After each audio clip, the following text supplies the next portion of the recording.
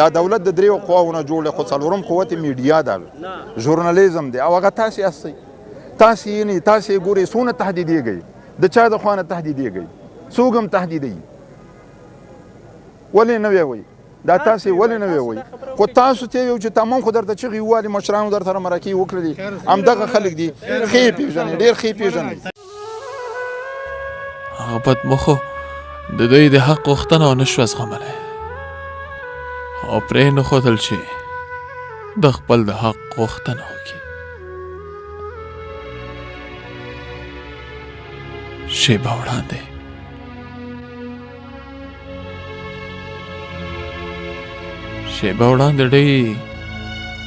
شیبه وړاندې دوی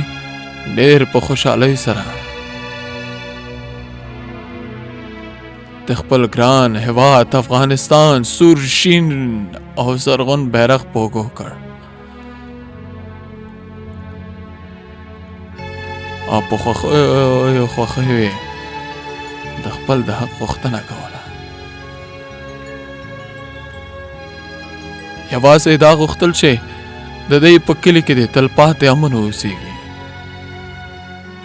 یوازې دا غوښتل چې د دوی د کلي په رنګینیو باندې د چا سپېره نظر ونه لګېږي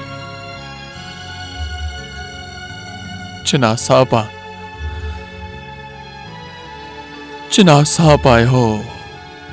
زړه پوکونکی اواز رامنځته شو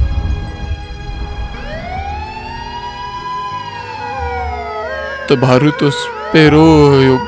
دودونو او بویونو تر ډېره لرې ځایه خلک بېهوشه کړل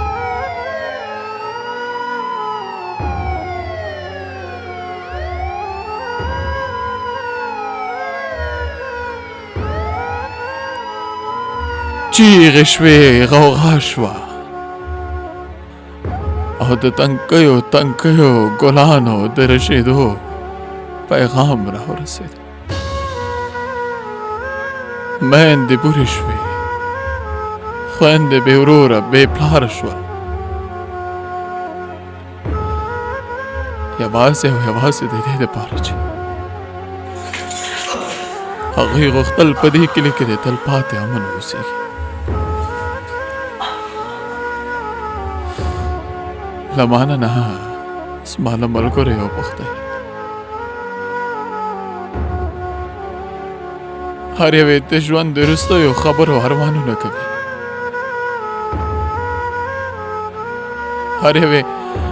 چې د ژوند د وروستیو خبرو یادونه کوي نو له سترګو یې اوښکې راشي دلته اوس په دې کلي کې د ویر تیاره خوره ده مور د سوی لار ساري او خور د ورور لار ساري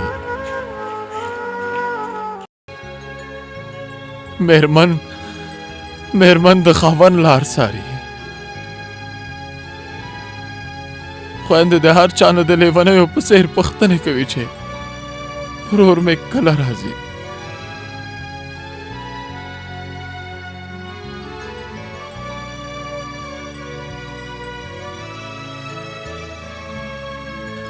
میندې هم د لیونیو په څېر جوړې شوې دي او په دې ډاډه دي چې هغوی په داسې سفر تللي یوازې او یوازې د دې کلي د عزت ناموس وقار او غیرت د ساتلو دپاره چې بیا یې راتګ ناشونې ده خو بیا هم وایي چې زما زوی کله راځي ماشومان په ډېرو مظلومو څېرو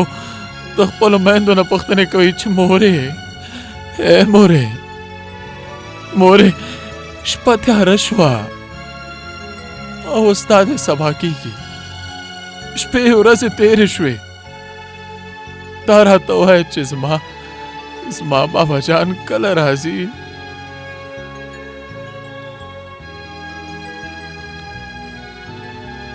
مورې له ډېره درد ورته دا نشي ویلی چې ستا پلار ستا ورور د دې کلي د ارامتیا دپاره داسې قرباني ورکړله چې موږ یې د تل او تل دپاره پرېښودو اے خدایا خدایا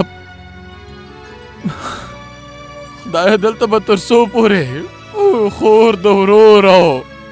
ورور د پلار تر راتلو لارې څاري.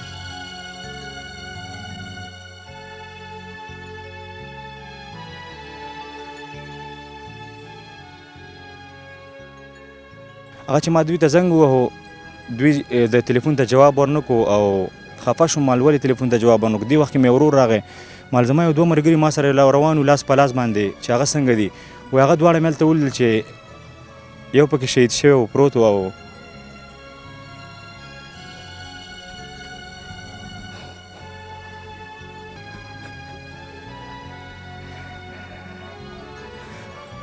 یو شهید شوی عمر ناصر نومېده چې هغه هلته پروت و